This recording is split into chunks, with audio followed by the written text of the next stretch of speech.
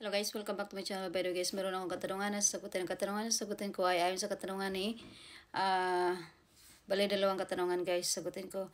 Katanungan ni, una ay katanungan ni Puen Bell. Pangalawa ay katanungan ni, tawagin lang sa pangalan ng Wayne.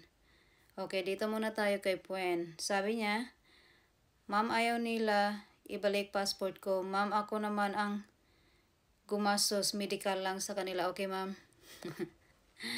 Meron na akong ginawang video. Guys, ang dami ko nang ginawang video about nito. Pwede nyo guys sila sabihan na i-complain nyo sila sa police kung hindi nila ibabalik yung passport nyo. Or talagang i-complain nyo na sila sa police. Ngayon, kung wala kayong police dyan, kung saan yung lugar nila, meron naman sigurong barangay, pabarangay nyo po sila. Ngayon, kung meron silang nagastos, kung meron silang pababayaran sa inyo, hanapan nyo po sila ng resibo. Kung wala po silang resibo, huwag nyo po bayaran. Ngayon, kung ipipilit talaga nila na ipapatubos nila yung passport nyo sa inyo, pwede nyo po sila kasuhan or pumunta kayo ng POAA kasi against the law po yan.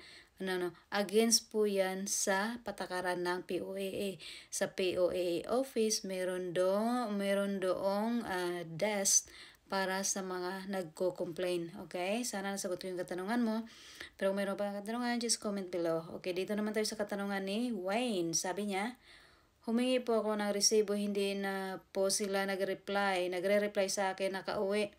Na kasi ako ng probinsya, natakot ako, baka hindi nila ako pauwiin dahil po magbaback out po ako. May pinababayaran po sila na 5K plus dahil daw po nag-process na sila ng visa ko, di pa ako nakapag-uwa at least inihold po nila passport ko pagdating ko ng accommodation. Ma'am, bakit ka naman umuwi na hindi mo dala yung mga gamit mo?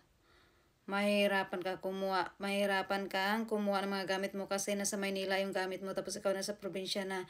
Guys, kung nag-apply kayo guys, wag nyo pairalin yung takot nyo, lalong-lalo na nasa Pinas pa kayo. Dapat ipakita nyo talaga na hindi kayo takot.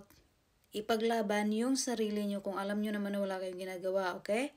Okay, dito tayo sa pangalawang katanungan mo. Sabi mo, ano po kailangan kong gawin para mabawi ko po malita at passport ko? Ma'am, sana matulungan nyo po ako.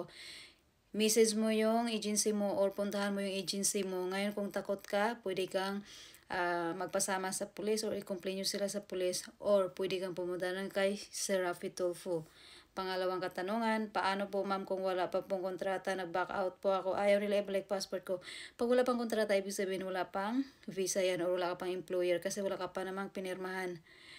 Guys, lalo na kapag pa Middle East, gawa-gawa lang.